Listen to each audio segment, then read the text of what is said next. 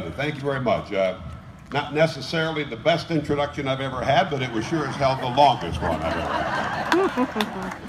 You know, if this ceremony with Larry's thanking everybody. Oh, incidentally, is there anybody in here who has not been introduced yet?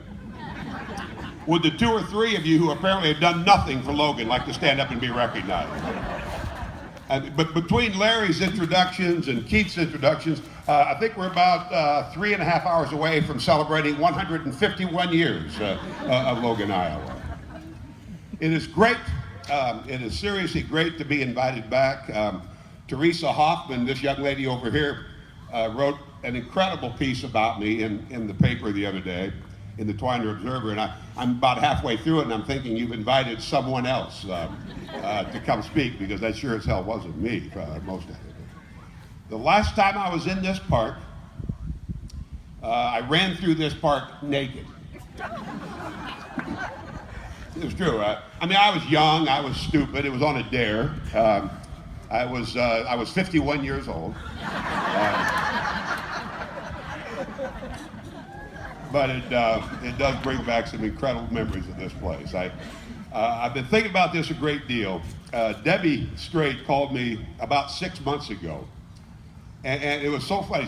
She called, she said, "Dale, I know you're a sportscaster in Dallas, but even though you're a sportscaster in Dallas, I mean, you still consider yourself a journalist, right?" And I said, yes, I consider myself a journalist. And she said, "And as a journalist, you believe in free speech." And I said, "Well, of course I do." And she said, "Good, we need you to give one in Logan in September." So here I am. But it's such a fabulous place. I've never lost my love affair with this town. I was thinking about it the other day. When I mentioned running through this park, they used to have the carnival here every year on the 4th of July. And we'd spend about $12 to $13 in nickels and quarters trying to beat some of those rigged games the carny guys had so that we could win a $2 bear, and we were thrilled when we did. And it took me several years when I grew up to realize I probably could have bought the bear for $4, and everybody would have been happy, and I'm out $13. But the 4th of July celebration was an amazing part of my life. My sister and I were dressed as firecrackers one year and marched through the parade. My mom, you remember this, Rhonda? I think I was 6 or 7, Rhonda was 4 or 5. And my mom thought it would be a good idea to wrap us in cardboard, paint it a very deep red with this toxic lead paint, cut a hole in there so we could see to walk, but didn't bother to cut a hole so that we could breathe. I believe my mom was trying to kill us both. I mean, if Child Support Services had been up and running back then, I would have finished my childhood years at Boys Town, and Rhonda would have been shipped off to North Platte for the Home for the Wayward and Abused Young Girls. We marched through this parade. It's about 90 degrees, and we are dying. But we managed to make it. We made it to the carnival as well. I love this town. I love everything about this town.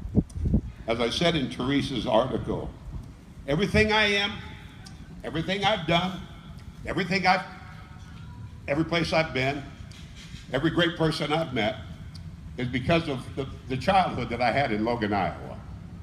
Frank Weiland was my English teacher, and Frank Weiland gave me this great opportunity to get up at the end of almost every class, I think in part because his lessons never filled the entire hour. So he let me finish it off. And Frank would always have me walk to the front of the class and never gave me the topic until I was there. And he'd say, "Dale, go to the front of the class. Vietnam, should we stay or should we go? And you've got 3.5 minutes. Dale, today's topic is civil rights. Good, bad? 3.5 minutes, go. Dale, I know you stayed up and watched Johnny Carson's monologue because I grew up idolizing Johnny Carson. Do Johnny Carson's monologue for us, Dale. 3.5 minutes, go." And it became the focal point of my entire life. It became my career. I lived across the street from Johnny Carson's grandparents, Elizabeth and Kit Carson. And every afternoon she would invite us in. And we would have lemonade and cookies while we watched Johnny Carson on a show, his original show called Who Do You Trust, which was on in the afternoon. And none of us believed it to be true. I mean, we always thought it was impossible that someone in Logan, Iowa would know someone who was on television. But she made the greatest lemonade and cookies, so we figured, what the hell, we'll take advantage of this stupid old lady. only to find out years later that Johnny Carson's grandparents did live across the home from my hometown on 4th Street. It was a huge part of my life. It was a huge part of my life. The only time in my life that growing up in Logan became an issue was when I got my first job in broadcasting. I was at KCOB in Newton, Iowa. And after about a year or so, they promoted me to news director, and I did some sports, but primarily news. And part of my job as a news reporter was to read something called the hog futures. I mean, I did the farm market report. You're familiar with this, right?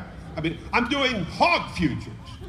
And I sat on the air at KCOB in Newton. I said, hell, this is stupid. Hogs don't have a future. I mean, hogs are bacon and eggs. That's breakfast. That's not a future. So they fired me in Newton, Iowa. I go to Minnesota. I get fired in Minnesota. I come to Omaha. I get fired in Omaha. I end up going to Dallas, Texas. And I've been there 37 years. And as Keith was pointing out, I come back at a minimum of every 5 years. I've never missed a high school reunion. I was at the Western Conference Finals in Phoenix, Arizona in '06, and I left Phoenix, Arizona so I could be back here for the graduation. In '11, the Dallas Mavericks were winning the NBA championship, and I left Miami, which was actually a pleasure, by the way. But I left Miami and came back to America to be here for my high school graduation. I wouldn't miss any of it. I came back for that high school graduation in '94. And I remember telling the kids in '94 that they can chase their dreams and be anything they hope and want to be, because I did. And I mentioned to these kids, I've been to a dozen Super Bowls, I've been to the NBA Finals, I've been to the World Series, I've been to the Stanley Cup Finals. Troy Aikman is a friend of mine. And after that banquet, after that graduation ceremony, almost every kid in this class came up to me and asked me if I really knew Troy Aikman. So the next year, I brought Troy Aikman back with me. I don't know if any of you remember this or not, but in the '95 graduating class, there's not a single kid who has a picture of them actually receiving their diploma, because Troy was over in the corner taking pictures, and they would run by, and Superintendent Gene Evans would give their diploma. They go, yeah, I'm going. And there's mom and dad and grandma and grandpa all standing over there taking pictures of their kid with Troy Aikman. I mean, it was an unbelievable thing. We leave the graduation ceremony, we go back home. My mom fixes us fried chicken and potato salad, and Troy tells my mom, this is the best potato salad I've ever eaten. That night, the Des Moines Register tracks down my mom saying that they wanted to check out the rumor that Troy Aikman was at the '95 high school graduation ceremony. Is it true? And my mom was quoted in the Des Moines Register as saying, not only is it true that he was at the graduation ceremony, he says, I make the best potato salad he's ever eaten. Swear to you, true story. Swear to you. Swear. I called my mom when I see the article and I said, that's the best you got? You're being quoted in the statewide Des Moines Register, and you have to brag about your potato salad? And my mom says to me, oh, you know how you reporters are. I was misquoted. Which I believe makes my mom the first person to complain about fake news. Trump stole it from her and parlayed it into the president. But it was absolutely true. I bring Troy Aikman back. I come back as often as I can because I love this town. My dad always complained. I think I was your typical teenager when I was in Logan. I wanted to get out of Logan and go live in a big city.